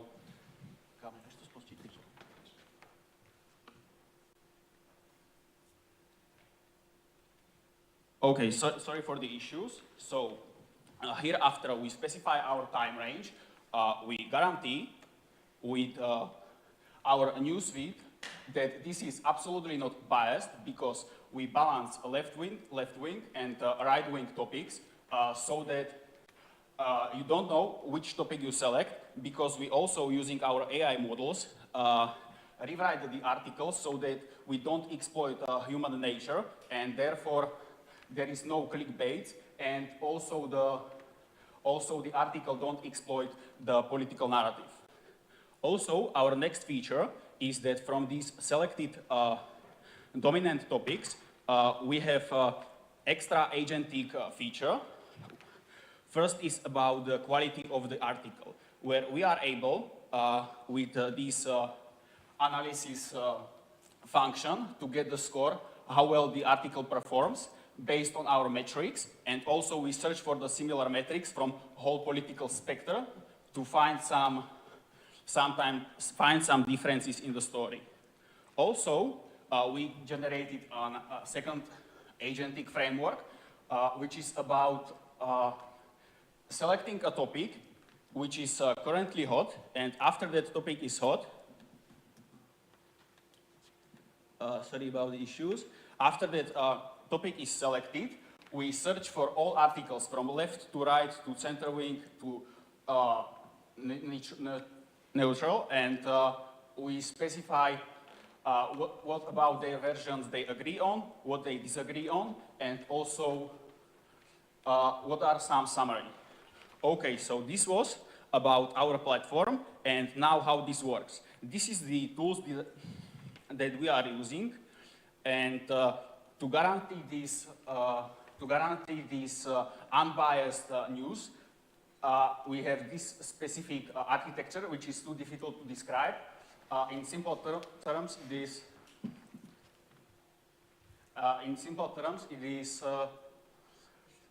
using cluster. Sorry. In simple terms, it uses a selection of articles which are then clustered and then divided into several topics. Okay, sorry about that. And in simple terms, we are using some DBS scan algorithm, also with some other machine learning models, and also this is about our agentic framework, where we are having some query from the user, and after we have this query, we use our second agent, which is first rewriting query for exact match and query for semantic search. Now we combine this article together, and we have another agent which is selecting topics which are relevant, because we gather as many topics as we can, and after that we simply select those which are the most relevant. And then we have our summarizer, which combines all this information, which is a larger model, and this model simply returns the result. Thank you for your attention, and sorry for the issues.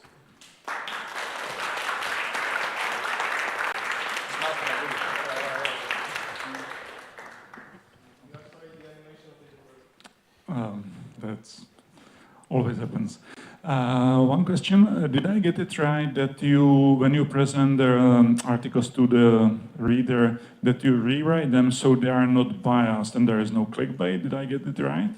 That you use the AI to actually rewrite the original article into something? Yes, about the query, what we are doing actually is, because we want to get as many articles, and for specific queries, it is better to use exact match, and for the other, we use a similar match. I think the question was different. Sorry? It's like if the Well, article text display is changed. Yeah, actually it's only used for the article headlines, not for the whole articles. The goal is to present to the user a selection of left-wing, right-wing, and neutral articles that would be balanced in a way so the user has a balanced sample. And sometimes the left or right-wing bias is visible in the title, in the headline itself. So we use headline rewriting, but only for the headline. Okay, and it's the headline which is then used for the query to get the all the articles from across the whole spectrum, or is it some other query? Do you use the headline, the rewritten headline, or is it some other query generated by the AI? For the Newsmatics subsequent API. AI summary? Yeah. If you want the comparison which you were showing afterwards, left wing, we use right the wing. original one. Okay, thank you. You mentioned that you are working with right-wing, left-wing, and neutral sources. You also take into account the wide spectrum because there are also other bias labels like government propaganda. So do you work with that?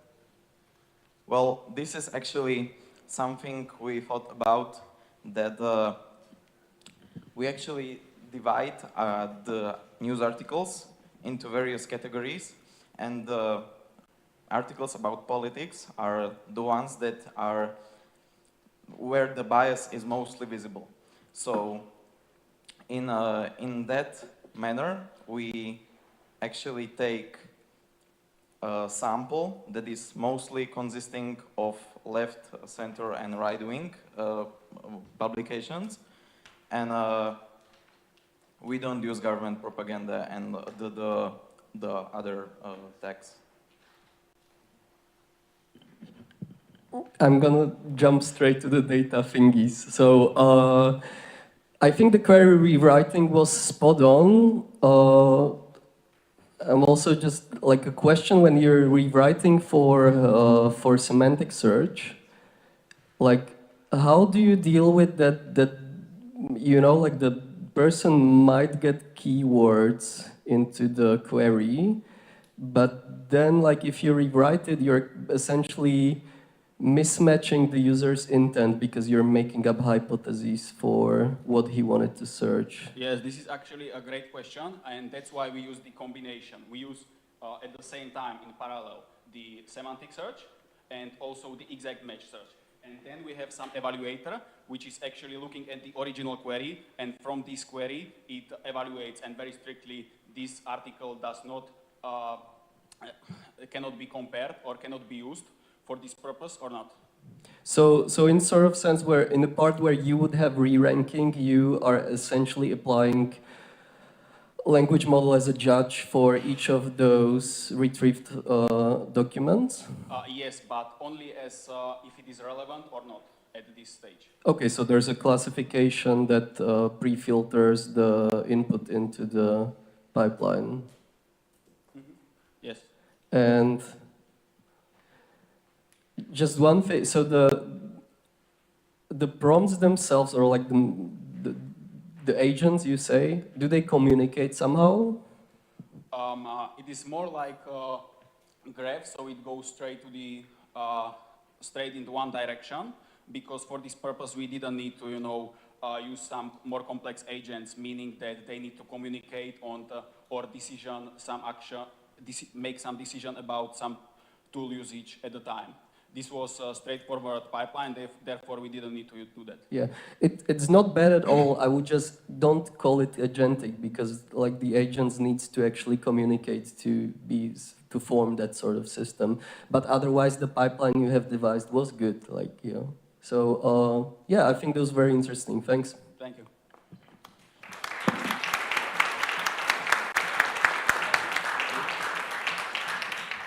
And finally, Stack on the Flow. Where do we have you?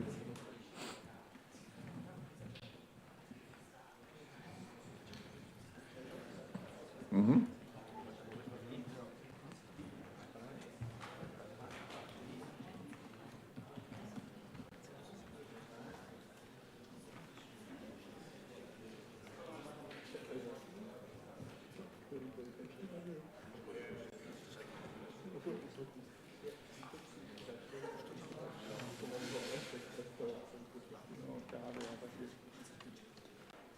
Can I start?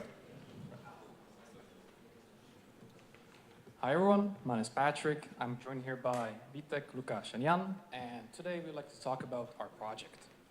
I suppose the main use case we're trying to answer today is that imagine you're a user You just read an article, and you want to know how that article relates to other teams, what it cost, or what was the events that led up to it, which means that we try to visualize the teams and the frequency of their occurrence.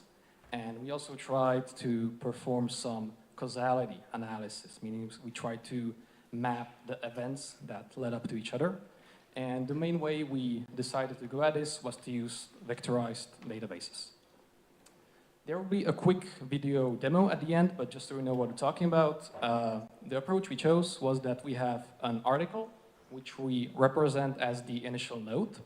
We perform a vector search across the entire database, and we compare the results by confidence score, which we judge mainly by cosine similarity. And we then decide, mostly upon the confidence score, but not entirely, how to connect those nodes in a timeline. We used a bunch of tools. Shout out to all the agent decoders. We used Apache charts for the visualization, and we used the Facebook library FICE for vector search. Our tech stack is quite simple. We have a bunch of standard front-end stuff. We have a Python backend. We use fast API. We have a cache. And we use 2 SQLite databases for storing the vectorized databases. And we also communicate with Newsmatics API. We used a total of 3 datasets as our sources. We used the Newsmatics vectorized database and the Newsmatics offline article database, which we combined to get a full database with articles as well as their embedded vectors. And we also used the standard online Newsmatics API database. Now, the main reason why we decided we have to have 2 vector databases was that we were told that the Newsmatics database was mainly optimized for searching vectors, whereas we also wanted to perform the causality analysis, which might be a slightly different embedding. Therefore, we decided to try and create a vector database of our own. We used a slightly different approach. We performed some keyword extraction and entity extraction, and then we vectorized it together with the title to hopefully obtain an embedding which is more easier to get the lead up to the events. So now for the quick video demo. The entry point to the application is a standard full text search, which is connected to the Newsmatics API, which will fetch a bunch of articles which the users can scroll. And upon selecting an article, they will get a pretty standard page with the article text and also some information. But the main added value is that we can visualize this article with other articles to which it somehow relates to and map it on a timeline by date. And we also applied labeling by color by the standard Newsmatics bias labels. We can form simple timelines as well as much more complex graphs. For example, this is a graph which tries to map the causality, meaning it tries to visualize the chain of events where one event should lead to another event, which lead to another event, and so on.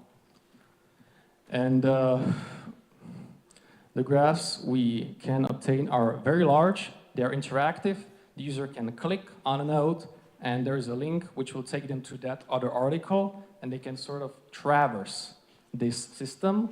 And but for users who don't like nodes, we can also offer a more intuitive way, which is to simply put the articles and their text abstracts after each other, where the chosen articles in the middle, and you have articles before and after that, which are somehow causationally related.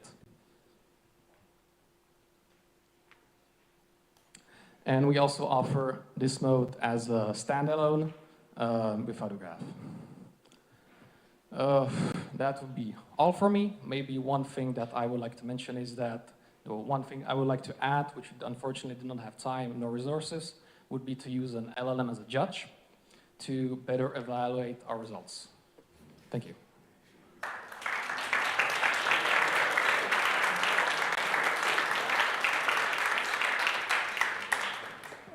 one question. Could you more elaborate about how do you find the causality? How do you find how the events are connected? Because it's not like just like proximity in the vector space, right? It has to be something deeper. Yeah, we firstly get a confidence score, but one thing we very quickly found out was that articles which came out very close to each other, which have no causality at all, have incredibly similar confidence score.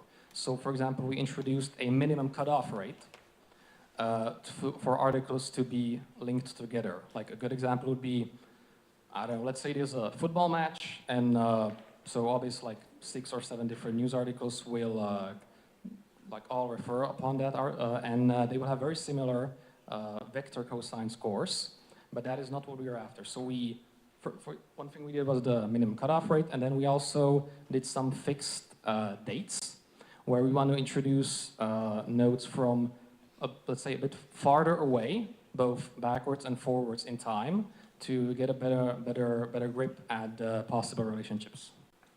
And is there some validation on these results? If you kind of like mark something as connected, is there some kind of like exposed validation? There is no technical validation. We did a lot of validation ourselves just as we looked at it. And as I mentioned, if I had to improve it a little bit, we would add the LLM as a judge during the training phase. Okay, thank you. I'm interested in the pre-processing phase because you are filling the database with vectors with those entities. So how long does it take to pre-process? Maybe, I think that's more a question for you.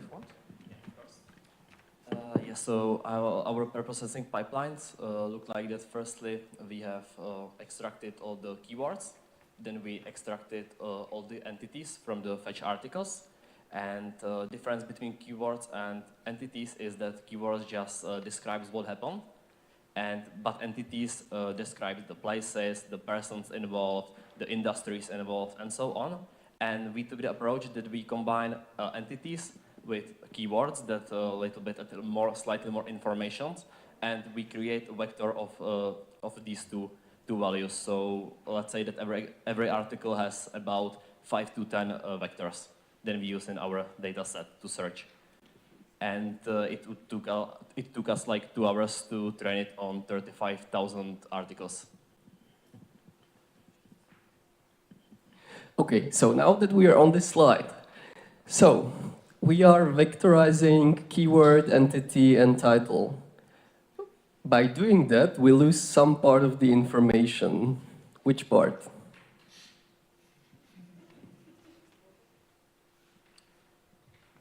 I just want to know if you understand really why your alternative approach, like what does it mean that you use the alternative approach here?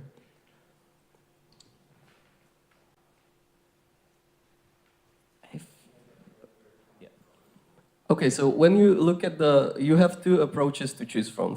So first approach is vectorizing the full text. The second approach is to do some sort of extraction and then vectorize keywords. So what did we lose?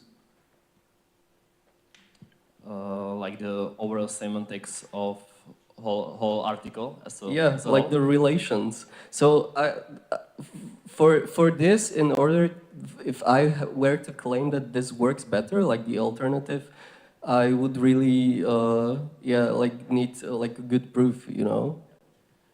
I get that. Maybe one thing that wasn't really clear, we use both. In our funnel application, we have one chart on the top, which uses the top database, and another at the bottom, which uses the bottom one. So you can very quickly compare the results. Okay, can you tell me like what I'm looking at? So here you can see, for instance, that you're looking on one piece of news and you want to see what preceded it, but you're not sure what keywords you should search for. Show the compression. It's already at the end of the presentation. Okay. Yeah. The video. Yeah. Was somewhere at the end. Oh, okay. Or you can show it live if you have the article loaded. Yes, that's what I did. Yeah. These are two differences, and you can clearly see that in the second approach there is definitely more connections because it better detects causality because of the entities and it maps more relations. you can see some gaps in the first approach because it just describes semantics but not the causality. And what we saw, what we have able to solve, we think that the second approach went really well, and we saw the confidence scores of each node, and it was always about like 0.8, 0.9. So with the same search, so it's returning the meaningful articles. What do you mean with confidence scores? Cosine similarity between the two vectors. Okay, and just the last question is that if you had 100 returned documents and let's say the cosine similarity is almost like it's below the cutoff rate, because the problem with the cutoff rates is that you would need to have it dynamic because it just changes on each content. So what method would you use if you had the cutoff rate set like something wrong and you would have like 100 articles or something? Yeah, maybe could you go a little bit back and try and find, well, no, it's actually, I think, sort of visible up there. When we had returns, which are below the cutoff rates, we did not discard them entirely. We sort of made them a lot smaller and grouped them together in an orbit around the initial node. Which meaning that the Okay, so you decay somehow.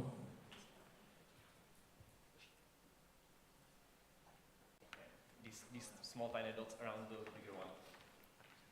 Mm-hmm. Okay, anyway, a great network visualization.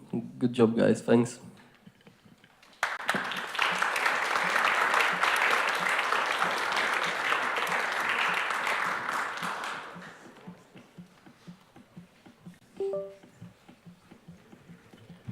So that was the last team. You might wonder what's next. I'll get a little bit personal here as the main organizer. These 2 hours, that's my reward. It's not that I suffered when preparing this and the last hackathon. Maybe my colleague Teresa suffered a little bit, but Ziggy spent a lot of time on it, and I just love this. I'm glad I'm not a member of the jury because I would give you all the first place and my company would go bankrupt. Yeah, I really love this. So I think this is the moment. Really, congratulations from all of us from Newsmatics, and great job.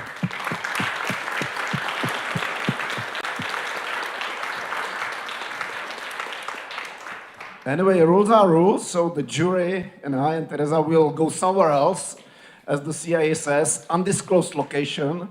We'll evaluate and then we'll get back. The plan is to get back at 7. We might not succeed, but that's the plan, so we'll do it right away. In between time, you've gotta, please don't fall asleep, fall asleep. Food, drinks, whatever, but please try to be here at 7. We'll try to be here as well, and that will be the final ceremony. Thank you.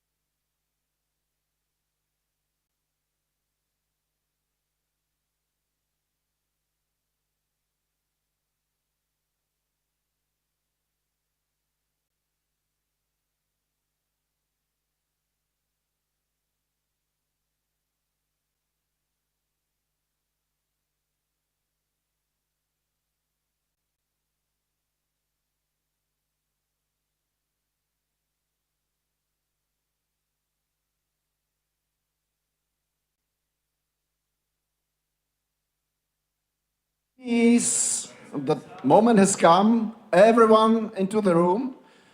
Have these guys left? No. They left. That, okay. We reserve the right to let them know the result by email, of course. I'll switch this off. So I believe the stream is on again. The jury has decided. That's the good news. Yeah? No issues left. Thanks to Patrick, Marco, and Ziggy, I've mentioned that before. It was not an easy job.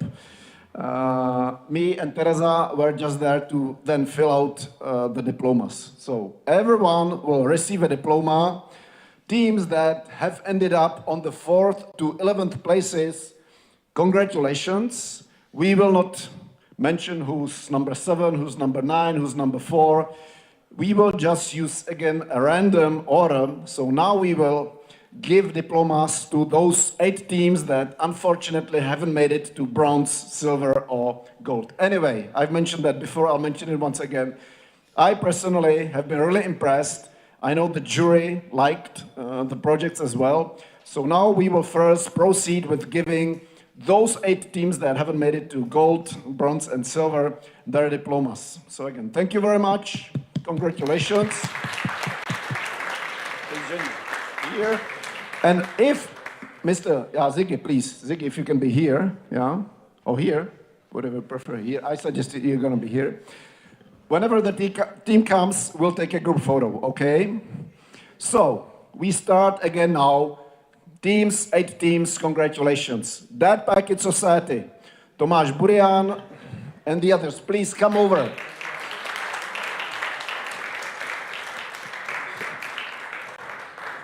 Again, you're not number 11. You're among the 8 teams. Congratulations. Thank you. Thank you. So, Tomáš Burian, František Čech, Vít Chramosta, Ondřej Marek. And there will be a group photo. The COVID era is over, don't... No, but Teresa, no. We need a little bit more gender balance. Over here. This is the first thing, okay? Thank you very much. Thank you, guys. Another in these 8 teams. Object, please come over. Maxim. Congratulations. Congratulations. So Maxim, Igor, Andrej, Roman. Who's left? Alexander. Guys, if you see any mistake, we still have blank diplomas. We can rewrite it. If you see especially something embarrassing, but some little v is missing, there's some extra little v that shouldn't be there, please let us know and then we'll fix it. In any case, a group photo. Object. So guys, thank you very much.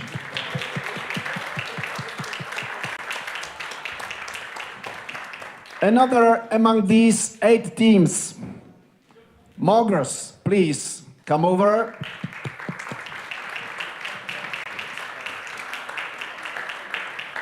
Congratulations. Thank you very much. So, Shahadat, Smach, and Eduard. So again, a photo with the 3 of you. We kind of created you, didn't we, right? As a team, we created you. You were the 3 separate guys, yeah. So you are our creation, congratulations. Thank you very much.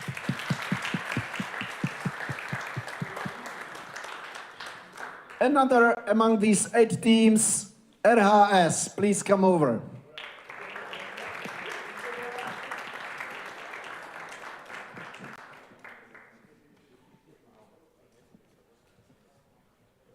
Congratulations.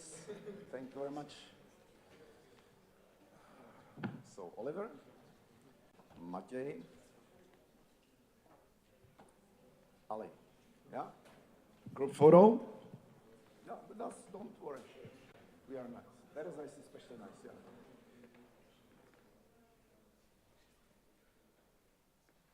Thank you.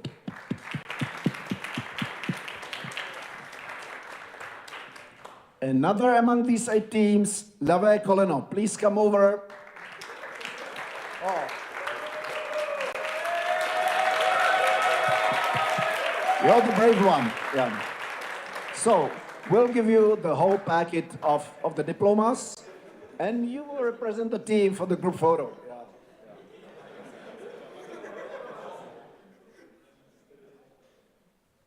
Thank you very much.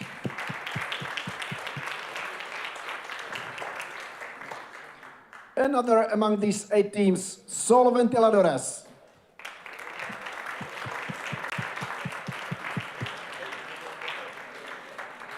Gratuluju, díky. Díky. Tak, Filip, Liliana, that must be you, Benjamin, and Michal. A group photo with us, so please, let's spread here across the... Okay, first the video, and then a photo. Thank you.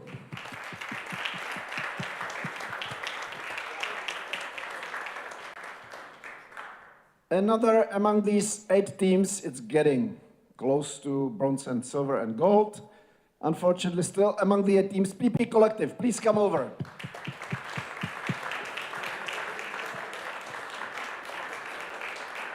Thank you, díky. Gratuluju. Thank you. Thanks. So, Jakub. Which one? Bolek. Jana. Which one? Andrej. Natalie. Jakub. So, a group photo with 3 Jakubs. I'm also a Jakub, so. Video, photo.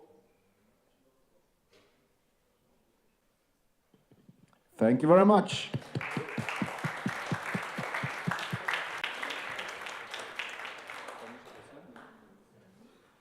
And one more, unfortunately, we have to go through one more team that has ended up among the 8. Algorithm Avengers.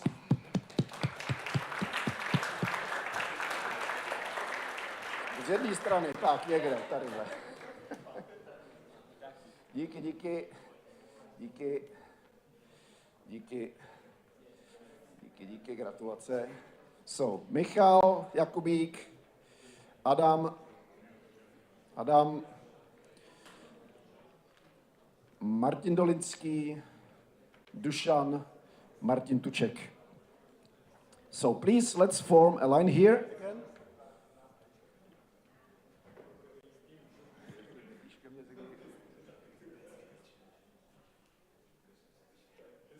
Thank you very much.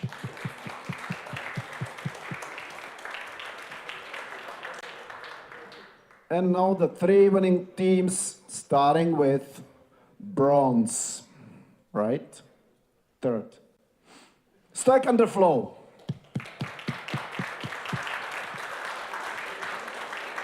Tak to rozdáme, dáme.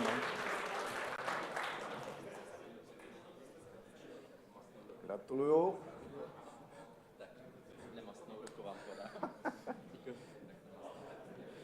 Tak, guys, tady máte.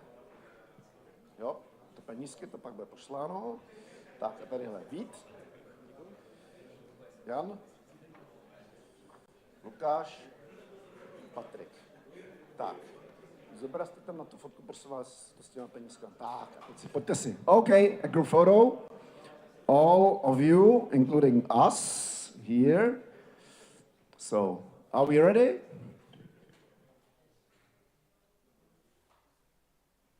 Thank you very much.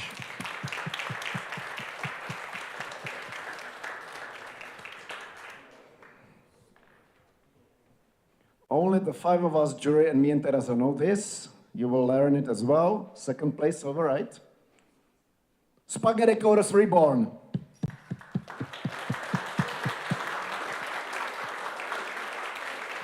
Gratuluju, Sibro. Gratuluju. Tak, to jsou penízky. Stanislav. Aha, Ondřej. Tomu to dáte. Lukáš. Štěpán. Tak, to pak. Okay. And a group photo? No, group photo, please. Hold it.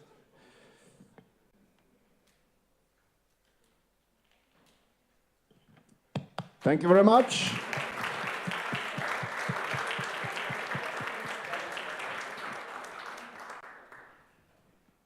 Now, Radek 12. The first place.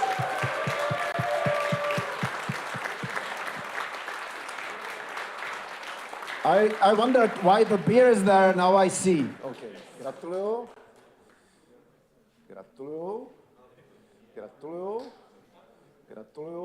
Jsem rád, že jsem vám rozmluvil, abyste dělali to, co už máme. Tady máte Lovely 12th prize. Thank you. And one more photo. So guys, this is the diploma. Maybe hold it for the photo. And the diplomas by the name. Ziggy will do it.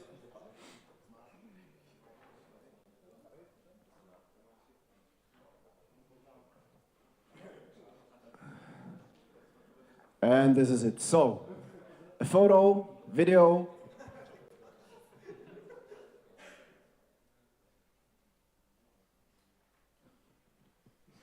One more, just the winners, yeah.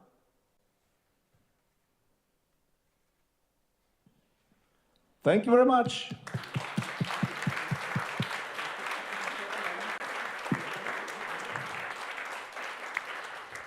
And we are even 10 minutes ahead of the planned end, which is unbelievable.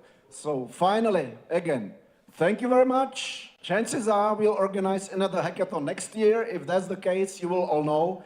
And again, I've been really impressed. We've been impressed with what you've accomplished. You will hear more from us. We will send you some links to the Czech TV footage, photos, and so on. So please check your emails. If you have any questions, feedback, and so on, again, don't hesitate to contact us. And again, thank you very much and congratulations.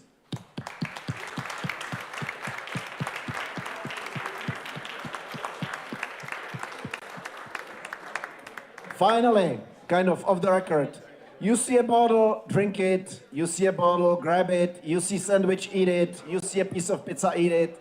You know, that will be actually a good deed.